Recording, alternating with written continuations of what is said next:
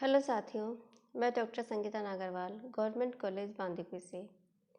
आज हम BA third year के विद्यार्थियों के लिए जो विषय लेके आए हैं वो है सुभाष बाबू का विदेश प्रवास। लेकिन अब प्रश्न यह पैदा होता है कि सुभाष बाबू तो भारत में थे, वो विदेश कैसे चले गए। तो हम पहले ही चर्चा कर चुके हैं कि ब्रिटिश सरकार ने 14 जनवरी 1932 को सुभाष बाबू को गिरफ्तार करके जेल में डाल दिया था। लेकिन जेल में रहने के दौरान सुभाष बाबू का स्वास्थ्य बहुत ज़्यादा खराब हो गया था और अब ब्रिटिश सरकार के सामने समस्या ये थी कि सुभाष बाबू को स्वास्थ्य लाभ के लिए भारत में रिहा कर दिया जाए, लेकिन वो सुभाष बाबू को रिहा करके भारत में नहीं छोड़ना चाहते थे, क्योंकि सुभाष बाबू अब तक ब्रिटिश सरकार के लिए बहुत बड़ी चुनौती बन चुके थे। ब्रिटिश सरकार को पता था कि यदि सुभाष बाबू को भारत में खुला छोड़ दिया तो वो ब्रिटिश सरकार के लिए कोई ना कोई नई समस्या खड़ी कर देंगे। तो अब ब्रिटिश सरकार के सामने समस्या ये थी कि सुभाष बाबू के स्वास्थ्य लाभ के लिए क्या किया जाए। भारत में उनको नहीं छोड़ सकते, तो उन्होंने तय किया कि सुभाष बाबू को स्वास्थ्य लाभ के लिए विदेश भेज दिया जाए। और इसी विचार के साथ ब्रिटिश सरकार ने 23 फरवरी 1932 को सुभाष बाबू को विदेश भेज दिया। अब देखिए 23 फरवरी 1932 को सुभाष बाबू विदेश चले गए। 1936 तक सुभाष विदेश में रहे, लेकिन विदेश जाके क्या सुभाष बाबू शांत बैठ गए?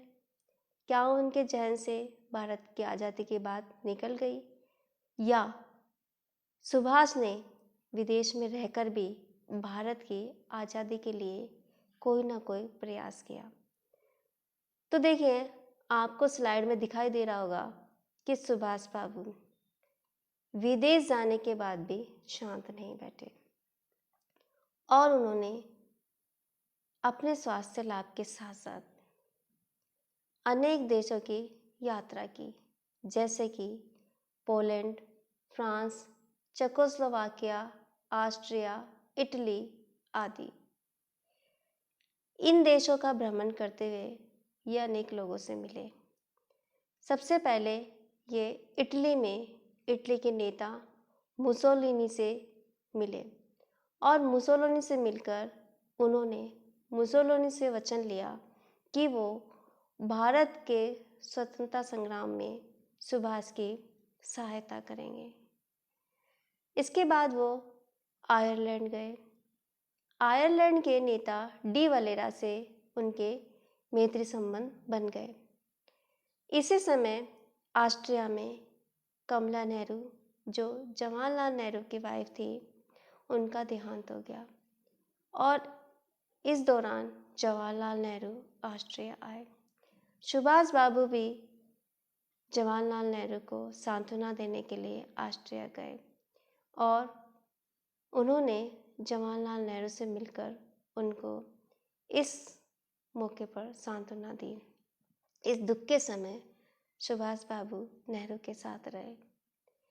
इसके बाद में सुभाष बाबू यूरोप में ही सरदार पटेल के भाई विट्ठल भाई पटेल से मिले। दोनों में काफ़ी लंबी मंत्रणा हुई। इस मंत्रणा को इतिहास में पटेल बोस विश्लेषण के नाम से जाना जाता है। इस मंत्रणा के दौरान उन्होंने भारत की आज़ादी के बारे में चर्चा की और भारत में गांधी के नेतृत्व की खुलकर निंदा की। कुछ समय बाद विट्ठल भाई का स्वास्थ्य बहुत खराब हो गया। सुभाष बाबू ने विट्ठल भाई की बहुत सेवा की, लेकिन वो उनको नहीं बचा पाए। लेकिन विट्ठल भाई पटेल की सुभाष से इतनी नज़दीकियाँ हो गई थी कि उन्होंने अपनी वसीयत में अपनी सारी संपत्ति सुभाष बाबू के नाम कर दी। उनकी मृत्यु के बाद जो विट्ठल भाई पटेल के भाई थे सरदार पटेल, उन्होंने विट्ठल भाई की वसीयत को मानने से इनकार कर दिया और उन्होंने सुभाष के खिलाफ मुकदमा छेड़ दिया। मुकदमे में सरदार पटेल जीत गए और सारी संपत्ति सरदार पटेल को प्राप्त हो गई, लेकिन उन्होंने अपने भाई विट्ठल भाई की सारी संपत्ति को गांधी की हरिजन सेवा के नाम कर दिया।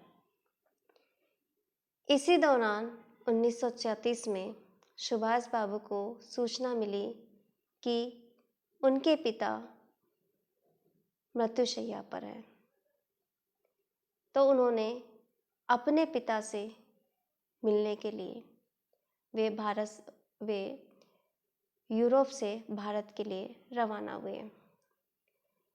वो कराची पहुंचे ही थे कि उनको सूचना मिली कि उनके पिता अब इस दुनिया में नहीं रहे। उसके बाद भी वो कलकत्ता चले गए। जब वो कलकत्ता पहुंचे तो ब्रिटिश सरकार को सूचना मिल चुकी थी कि सुभाष बाबू कलकत्ता आ चुके हैं। ब्रिटिश सरकार किसी भी सूरत में सुभाष बाबू को खुला नहीं रख सकती थी, क्योंकि सुभाष उनके लिए बहुत बड़ा खतरा थे। तो जैसे ही ब्रिटिश सरकार को सूचना मिली, ब्रिटिश सरकार ने सुभाष बाबू को गिरफ्तार कर लिया। कुछ दिनों तक सुभाष बाबू को जेल में रखा गया और बाद में ब्रिटिश सरकार ने उन्हें पुनः यूरोप भेज दिया। यूरोप जाने के बाद उन्होंने अपनी एक बुक लिखी और इस बुक के किताब की टाइप के लिए उन्हें एक टाइपराइटर की जरूरत थी। उनके दोस्त ने सुभाष को एमिली शेकल, जो एक ऑस्ट्रियन महिला थी, से मिलवाया। 1934 में सुभाष की एमिली शेकल से पहली मुलाकात थी। अपने काम के दौरान सुभाष को एमिली से स्वाभाविक प्रेम हो गया और 1942 में सुभाष बाबू ने एमिली से हिंदू पद्धति से विवाह कर लिया। जब 1945 में सुभाष बाबू की मृत्यु हवाई दुर्घटना में हुई थी, उस समय तक इन्हें संतान की प्राप्ति हो चुकी थी, जिसका नाम अनीता बोस रखा गया था। अनीता बोस इस दुर्घटना के समय 2.25 साल की थी। अब देखिए 1936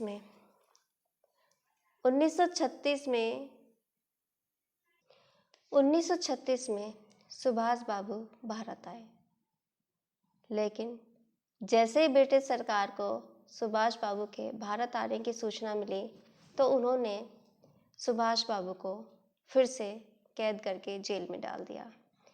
1 साल तक सुभाष बाबू को जेल में रखा गया। लेकिन 1935 में ब्रिटिश सरकार ने भारत शासन अधिनियम 1935 पेश किया था और इसके प्रावधानों के तहत भारत में 1937 में सामान्य चुनाव कराए गए थे, जिसमें 7 प्रांतों में कांग्रेस को भारी जीत हासिल हुई थी। कांग्रेस की इस जीत के बाद ब्रिटिश सरकार ने सुभाष बाबू को 1 साल की सजा के बाद रिहा कर दिया गया था। इसके बाद कांग्रेस का 51वां अधिवेशन हरिपुरा में आयोजित होना प्रस्तावित था, लेकिन इससे पहले अब तक देखिए गांधी और कांग्रेस के अन्य नेता सुभाष के आज़ादी के प्रयासों से बहुत खुश थे। सुभाष अब तक एक युवा नेता के रूप में सामने आ चुके थे। जनता का उनके प्रति अगाध लगाव हो चुका था। तो इन सब स्थितियों को देखते हुए गांधी और कांग्रेस के लोगों ने सुभाष को भारी बहुमत के साथ हरिपुरा अधिवेशन के लिए कांग्रेस का अध्यक्ष बनाया था। कांग्रेस का अध्यक्ष बनने के बाद सुभाष बाबू ने अध्यक्षीय भाषण में देते हुए प्रभावी तरीके से कांग्रेस के नेता और अन्य जनता को प्रभावित किया। उन्होंने ऐसा प्रभावी भाषण दिया कि शायद इससे पहले किसी नेता ने इस तरह का भाषण नहीं दिया होगा। कांग्रेस के अध्यक्ष पद पर रहते हुए सुभाष बाबू ने सबसे पहले जवाहरलाल नेहरू की अध्यक्षता में एक योजना आयोग की स्थापना की। उसके बाद उन्होंने प्रसिद्ध वैज्ञानिक सर विश्वेश्वरैया की अध्यक्षता में बेंगलोर में एक विज्ञान परिषद की भी स्थापना की। लेकिन इन सब के बाद भी, सुभाष के प्रभावी कार्यक्रम के बाद भी गांधी की कुछ विचारों से लेकर सुभाष से मतभेद हो गया था। जिस गांधी ने सुभाष को कांग्रेस के अध्यक्ष पद पर निर्वाचित किया और जिस गांधी और कांग्रेस के लोगों ने कांग्रेस के 51वें अधिवेशन के दौरान 51 बैलों के रथ से सुभाष का स्वागत किया था, वही गांधी और कांग्रेस के दक्षिणपंथी लोग सुभाष को कांग्रेस के पद पर देखना पसंद नहीं कर रहे थे। वो अब चाहते थे कि सुभाष कांग्रेस के अध्यक्ष पद पर नहीं रहे। गांधी ने इन्हें अध्यक्ष पद पर तो चुन लिया, लेकिन वो सुभाष की कार्य पद्धति और विचारों से नाखुश थे। तो ऐसे कौन से विचार या कौन सी कार्य पद्धति थी सुभाष की जिसने गांधी को सुभाष का विरोधी बना दिया? तो देखिए, यहाँ पर मैं बताना चाहूँगी कि गोलमेज सम्मेलन के दौरान मुस्लिम लीग के नेताओं ने ब्रिटिश सरकार के सामने मांग रखी कि प्रांतों में प्रांतीय स्वायत्तता लागू की जाए और 1919 के अधिनियम के द्वैध शासन को खत्म कर दिया जाए। तो लीग की मांग और अन्य नेताओं की मांग को ध्यान रखते हुए भारत सरकार अधिनियम 1935 में प्रांतीय स्वायत्तता की धारा को जोड़ा गया, जिसमें प्रांतों के उत्तरदायी व्यक्तियों को शासन चलाने का अधिकार दिया, लेकिन अभी भी गवर्नर जनरल को कुछ शक्तियां दी गई। अब देखिए, कांग्रेस ने इस प्रांतीय स्वायत्तता अधिनियम को प्रांतीय स्वायत्तता के प्रावधान को तो स्वीकार कर लिया, इसमें उनका कोई विवाद नहीं था। लेकिन इस अधिनियम में एक धारा और थी, अखिल भारतीय संघ की स्थापना की धारा। यह अखिल भारतीय संघ ब्रिटिश प्रांत, चीफ कमिश्नर के प्रांत और देशी रियासतों से मिलकर बनना था। इस संघीय योजना को अभी तक कांग्रेस ने स्वीकार नहीं किया था। तो ऐसा कौन सा विवाद था जिसकी वजह से गांधी और सुभाष के बीच विवाद हो गया? तो देखिए, गांधी समर्थक लोग दक्षिणपंथी वो संघीय योजना को स्वीकार करना चाहते थे, लेकिन दूसरी तरफ सुभाष बाबू इस योजना को स्वीकार नहीं करना चाहते थे। उनका मानना था कि साम्राज्यवादी सरकार के खिलाफ संघर्ष को जारी रखा जाए।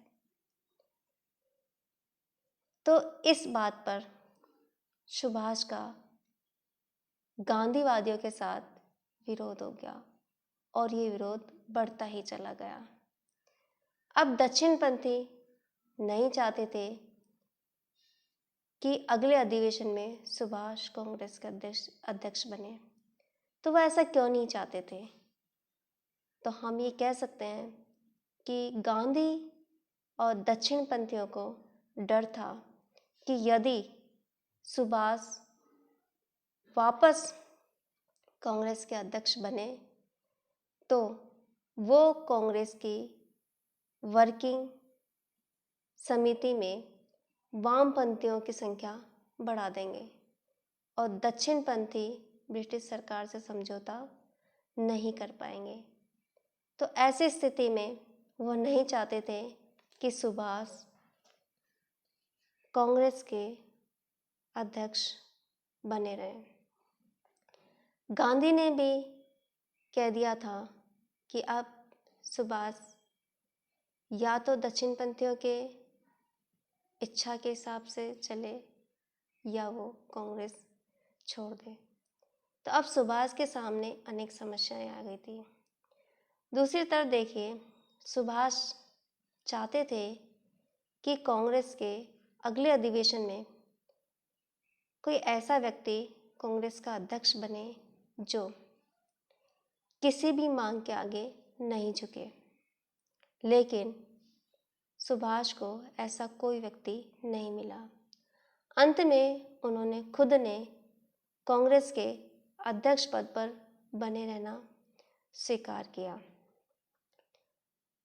अब समस्या ये थी कि एक तरफ गांधी जी और दक्षिणपंथी नहीं चाहते थे कि सुभाष कांग्रेस के अध्यक्ष पद पर बने रहें, तो दूसरी तरफ सुभाष तय कर चुके थे कि अब उन्हें ही अध्यक्ष पद पर बने रहना है।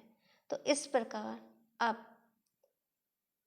कांग्रेस में दो धड़े बन गए, एक वामपंथी जो सुभाष समर्थक थे और दूसरे दक्षिणपंथी जो गांधीवादी थे। अब देखिए इन दोनों के मतभेदों का क्या परिणाम निकला। आगे जो कांग्रेस का अधिवेशन हुआ उसमें क्या सुभाष अध्यक्ष पद पर निर्वाचित हुए, क्या सुभाष अध्यक्ष बने, और यदि अध्यक्ष नहीं बन पाए तो कौन अध्यक्ष बना था, और यदि सुभाष अध्यक्ष भी बन गए तो उनके सामने और क्या समस्याएं थी, क्या समस्याएं आगे आई जिनकी वजह से उनको कांग्रेस अध्यक्ष पद से त्यागपत्र देना पड़ा। इसकी चर्चा हम अगले वीडियो में करेंगे। तब तक के लिए नमस्कार, धन्यवाद।